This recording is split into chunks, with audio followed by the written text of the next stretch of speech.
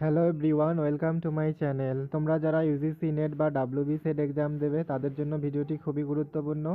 তো আজকে আমরা টিচিং অ্যাপটিটিউড মানে ইউনিট 1 নিয়ে আলোচনা করব। So this is about me. তো চলুন ভিডিওটি শুরু করা যাক। টিচিং অ্যাপটিটিউড, দেখো টিচিং অ্যাপটিটিউড শিক্ষণ ও প্রবণতা। তো হোয়াট ইজ টিচিং? টিচিং কি? It is a communication. Teaching হলো কমিউনিকেশন, যোগাযোগ মাধ্যম কি টিচার এবং স্টুডেন্টের মধ্যে। টিচার এবং স্টুডেন্টের মধ্যে সেই কমিউনিকেশনে আমরা কি করি, একটা গোলকে অ্যাচিভ করি। সেটা গোলটা কি? এডুকেশনাল গোল। সেখানে কি হবে, সেখানে কি অলরাউন্ড ডেভেলপমেন্ট হবে স্টুডেন্টদের, সেখানে পুরোপুরি যে ডেভেলপ হবে। আর অ্যাপটিটিউড কি? দক্ষতা। দক্ষতা বা প্রবণতা হলো ট্যালেন্টকে বোঝায়। যেমন কি আমরা যে শিক্ষক হব, অধ্যাপক হব, তার যে কতটা আমরা তা কতটা হিসেবে দক্ষ সেটাকে বোঝাবে অ্যাপটিটিউড। দেখো টিচিংয়ের বিভিন্ন কনসেপ্ট দিয়েছে আর তাদের প্রপোনেন্টের নেম। যেমন বেসিক এডুকেশনের কনসেপ্ট কে দিয়েছে? মহাত্মা গান্ধী। তারপর এই যে learning must take place in nature, Rabindranath Tagore. Integral education, Shri Aurobindo. তারপরে spiritual aspect, doctor Sarvepalli Radhakrishnan. তারপরে education to transform human mind, যে কৃষ্ণমূর্তি। তারপর হচ্ছে কি এক্সপেরিমেন্টাল লার্নিং কে দিয়েছে? John Dewey. তারপর সেলফ এডুকেশন, মারিয়া মন্টেসরি। তারপর হচ্ছে কি সেলফ অ্যাক্টিভিটি ক্রিয়েটিভনেস দিয়েছে ফ্রবেলনে। তারপর নো ফর্মাল লার্নিং দিয়েছে কে? রুশো। এখান থেকে কোশ্চেন আসতে পারে ডিরেক্ট, কোনো কনসেপ্ট দিল, কে দিয়েছেন, আর নয়তো কি এদিকে চারটা কনসেপ্ট দিল আর এদিকে চারটা প্রপোনেন্ট নেম। তোমাদের ম্যাচ দ্য ফলোয়িং, মানে ম্যাচ করতে হবে। এবার nature or characteristic of teaching. টিচিংয়ের বৈশিষ্ট্য দেখো অনেকগুলো রয়েছে, তার মধ্যে এখানে কিছু important. Different level of teaching, বিভিন্ন ধরনের লেভেল রয়েছে, নেক্সট পেজে আমরা পড়ব। তারপর কি টিচিং, টিচিং একটা আর্টস, ফির as well as a science, arts এবং সায়েন্স উভয়ই। টিচিং একটা সোশ্যাল সার্ভিস। তারপর টিচিং ইজ এ ডাইনামিক বা কন্টিনিউয়াস প্রসেস, চলতেই থাকে। তারপর teaching is a complex process, জটিল প্রক্রিয়া। এটা কিন্তু সিম্পল বিষয় নয়। Teaching teaching is a complex process. তারপর is to help the student, teaching স্টুডেন্টদেরকে কি হেল্প করে শিখতে। তারপর কি it not a one way process, শিক্ষণ একটা উপায়ে হয় না, অনেকগুলো উপায়ে করা যায়।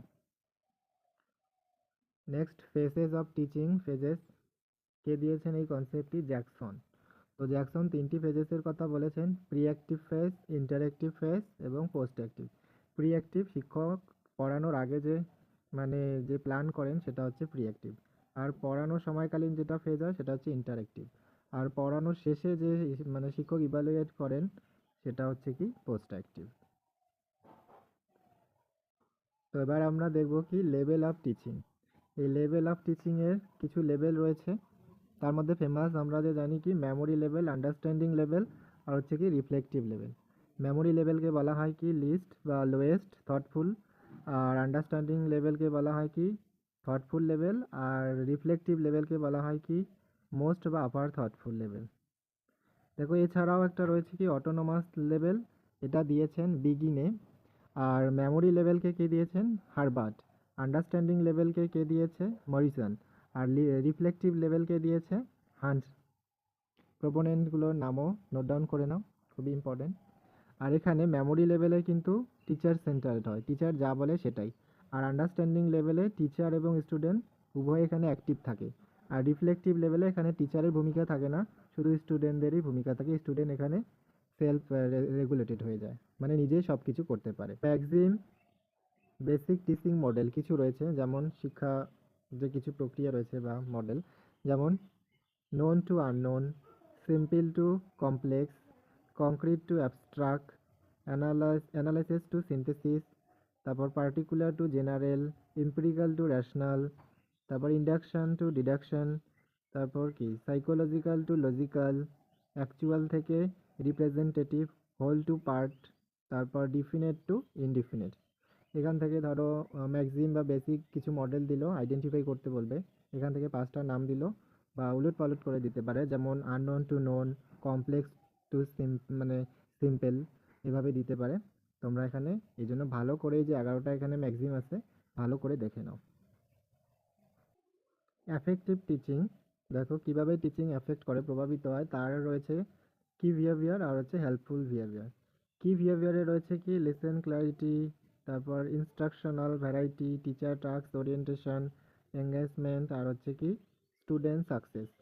আর হেল্পফুলে রয়েছে using student idea, contribution, structuring, questioning, probing আর হচ্ছে টিচার এফেক্ট। দেখো এবার আমরা ব্লুম ট্যাক্সোনমি দেখব। তো ব্লুম ট্যাক্সোনমিতে 3 ডোমেইন রয়েছে, তার মধ্যে প্রথম হচ্ছে কগনিটিভ ডোমেইন। এই কগনিটিভ ডোমেইনের 6 ক্যাটাগরি রয়েছে, এই যে 6 ক্যাটাগরি। আর এটা হচ্ছে কি আমাদের যে 3 H রয়েছে না, তার মধ্যে হেড মানে মেন্টাল স্কিলের সঙ্গে এটা রিলেটেড।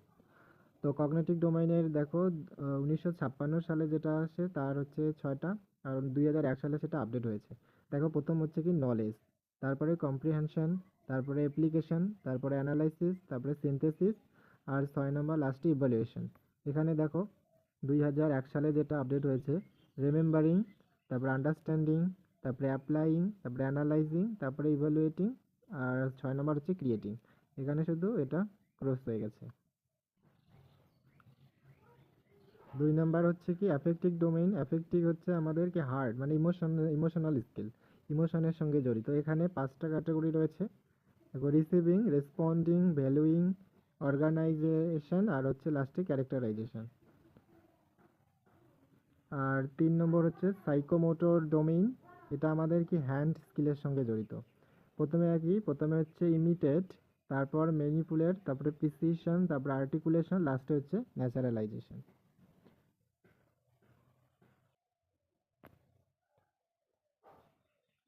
তো এবার আমরা দেখব সোলো ট্যাক্সোনমি, এটাও খুবই গুরুত্বপূর্ণ একটা কনসেপ্ট। সোলো ট্যাক্সোনমিতে 5টি স্টেপ রয়েছে। প্রথমে হচ্ছে প্রি স্ট্রাকচারাল, নাম্বার 2-এ রয়েছে কি ইউনিস্ট্রাকচারাল, 3-তে হচ্ছে মাল্টি স্ট্রাকচারাল, আর নাম্বার 4 হচ্ছে কি রিলেশনাল, আর নাম্বার 5 হচ্ছে এক্সটেন্ডেড অ্যাবস্ট্রাক্ট। এবার আমরা দেখব 5 E অফ কনস্ট্রাকটিভিজম। কনস্ট্রাকটিভিজমের যে 5টি ই, প্রথমে হচ্ছে কি এঙ্গেজ, তারপরে নাম্বার 2-এ হচ্ছে এক্সপ্লোর, তারপর 3 নম্বরে হচ্ছে এক্সপ্লেইন, 4 নম্বরে রয়েছে কি এলাবোরেট, আর লাস্ট হচ্ছে কি ইভ্যালুয়েট। খুবই গুরুত্বপূর্ণ, এখান থেকে বারবার কোশ্চেন আসে। লার্নিং থিওরিজ ও রিলেটেড কিছু মডেল রয়েছে যেখান থেকে বারবার কোশ্চেন আসে। এখানে কিন্তু ম্যাচ দ্য ফলোয়িং দিতে পারে, নয়তো ডিরেক্ট দিতে পারে।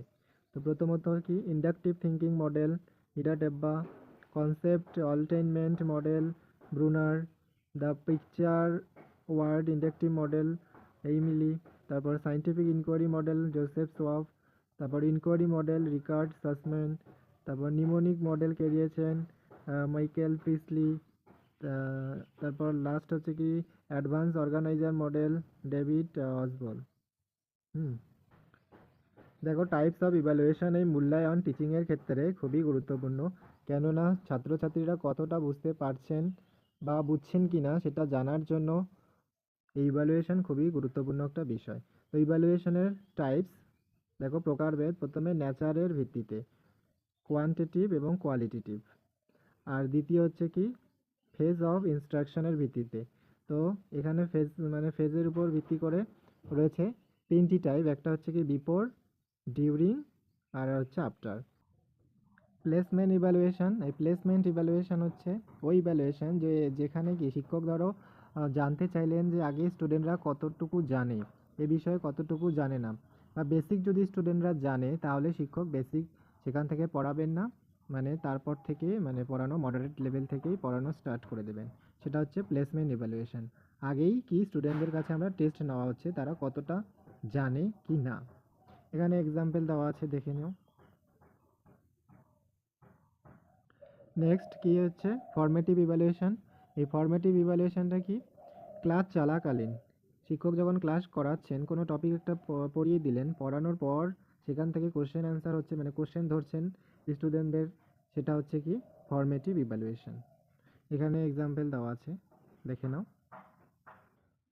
ডায়াগনস্টিক ইভ্যালুয়েশন কি, এখানেও কি ডিউরিং দ্য সেশন মানে শিক্ষক ধরো ক্লাস করাচ্ছেন, তো ক্লাস করানোকালীন বা কোনো টপিক পড়িয়ে দিলেন, পড়ানোর পর দেখা গেল কি যে সেই টপিকে স্টুডেন্টদের মধ্যে প্রবলেম দেখা দিল, বা প্রবলেম হয়ে গেল, সেটা বুঝতে পারছে না স্টুডেন্টরা, ছাত্রছাত্রীরা।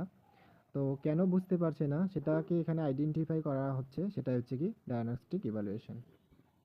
আর লাস্ট হচ্ছে কি সাবমেটিভ ইভ্যালুয়েশন। এই সাবমেটিভ ইভ্যালুয়েশন কি আফটার দ্য সেশন বা course, end of the session, মানে পুরো ধরো একটা সেমিস্টার বা একটা ইয়ার শেষ হয়ে যে লাস্টে ফাইনাল এক্সাম হবে, সেটা হচ্ছে কি সাবমেটিভ ইভ্যালুয়েশন। দেখো টিচিং অ্যাপটিটিউডের কিন্তু হিউম্যান মেমোরি সিলেবাসে নেই, খুবই সুন্দর একটা টপিক। এখান থেকে সিম্পলভাবে কোশ্চেন আসে, যেমন কি sensory memory, short term memory, long term memory. এই লং টার্ম মেমোরির আবার দুটো টাইপ রয়েছে, একটা হচ্ছে কি এক্সপ্লিসিট আর একটা কি ইমপ্লিসিট। আর এক্সপ্লিসিট মেমোরির আবার কি দুটো টাইপ রয়েছে, একটা হচ্ছে এপিসোডিক আর একটা রয়েছে কি সিমেন্টিক। এখান থেকে ধরো এক্সপ্লিসিট লং টার্ম মেমোরির টাইপ চাইলো, তো কিন্তু এই দুটো। আর বাকি যে টাইপগুলো পড়বে সেটাতে হচ্ছে কি ইমপ্লিসিট। তোমরা এখান থেকে শুধু এই দুটো মনে রাখবে, বাকি এলিমিনেশন করে দিতে পারবে। এখান থেকে কোশ্চেন আসে, এটা নিউ টপিক। তো ভিডিওটিতে তোমাদের যদি একটুও সাহায্য হয়ে থাকে, হেল্প হয়ে থাকে, তাহলে লাইক, শেয়ার ও কমেন্ট করতে ভুলবে না। ধন্যবাদ।